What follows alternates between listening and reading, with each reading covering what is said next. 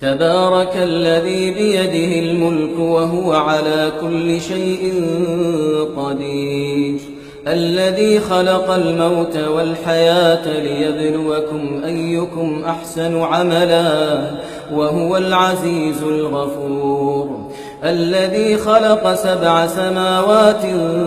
طباقا ما ترى في خلق الرحمن من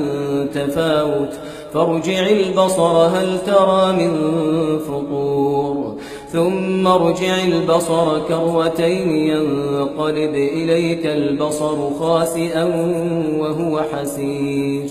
ولقد زينا السماء الدنيا بمصابيح وجعلناها رجوما للشياطين وأعتدنا لهم عذاب السعير وللذين كفروا بربهم عذاب جهنم وبئس المصير إذا ألقوا فيها سمعوا لها شهيقا وهي تفور تكاد تميز من الغيظ كلما ألقي فيها فوج سألهم خزنتها ألم يأتكم نذير قالوا بلى قد جاءنا نذير فكذبنا وقلنا ما نزل الله من شيء إن أنتم إلا في ضلال كبير وقالوا لو كنا نسمع أو نعقل ما كنا في أصحاب السعير فاعترفوا بذنبهم فسحقا لأصحاب السعير إن الذين يخشون ربهم بالغيب لهم مغفرة وأجر كبير وأسروا قولكم أو اجهروا به إنه عليم بذات الصدور ألا يعلم من خلق وهو اللطيف الخبير هو الذي جعل لكم الأرض ذلولا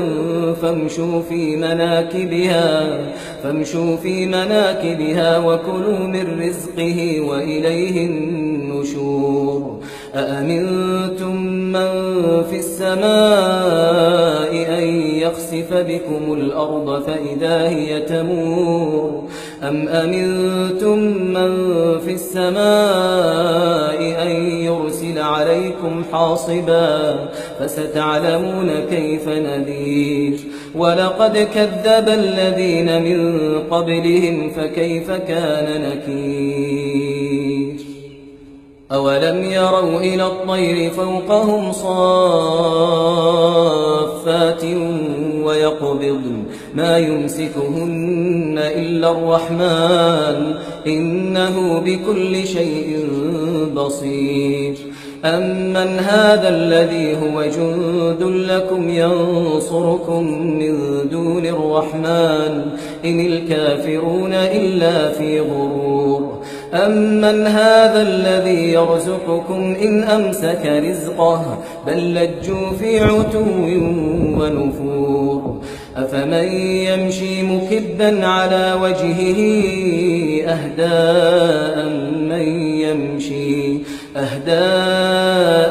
من يمشي سويا على صراط مستقيم قل هو الذي أنشأكم وجعل لكم السمع والأبصار والأفئدة قليلا ما تشكرون قل هو الذي ذرأكم في الأرض وإليه تحشرون ويقولون متى هذا الوعد إن كنتم صادقين قل إنما العلم عند الله وإنما أنا نذير مبين فلما رأوه زلفة سيئت وجوه الذين كفروا وقيل هذا الذي كنتم به تدعون قل أرأيتم إن أهلكني الله ومن معي أو رحمنا فمن يجير الكافرين من عذاب أليم قل هو الرحمن آمنا به وعليه توكلنا فستعلمون من هو في ضلال مبين قل أرأيتم إن أصبح ماؤكم غورا فمن يأتيكم بماء